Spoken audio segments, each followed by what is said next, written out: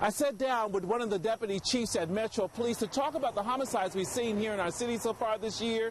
He has a message for people planning on using a gun. This is not the way we wanted to start off the year. Metro Deputy Chief Chris Bailey can only hope 2019's deadly start is not a repeat. Even though we're one number down from where we were at this time last year, it's still not where we want to be. In fact, it's disheartening knowing the amount of work that we're doing. And Metro Homicide has its work cut out already, with 6 of the 2019 homicides listed as unsolved. The Winslow Drive homicide involving a burglar shot dead is ruled self-defense, but the dead suspect's 2 friends face felony murder for what happened during their alleged break-in. Bailey says even with 3,500 guns taken off Indy streets last year, homicide is almost impossible to prevent. You know, when we have people that deal with their conflict in this way, in violent ways, that makes it very difficult for us as a police department.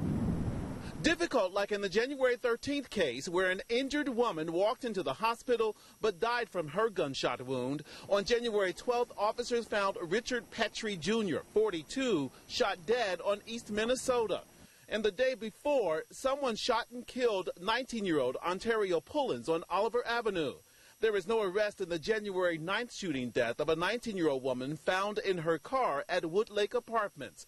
And Christopher Johnson's family waits to learn who killed him and a second man found dead here on Sharon Avenue, January 5th. There's families out there that are hurting because of this. So Bailey's message to would-be shooters: you have the choice not to pick up that gun, point it at another human being, and pull the trigger. You're not going to get away with it. At some point, you're going to have to face the consequences to what you did. Anyone with information about the homicides we've had here in our city so far this year, call Crime Stoppers, 317-262-TIPS. On the Crime Beat, I'm Steve Jefferson.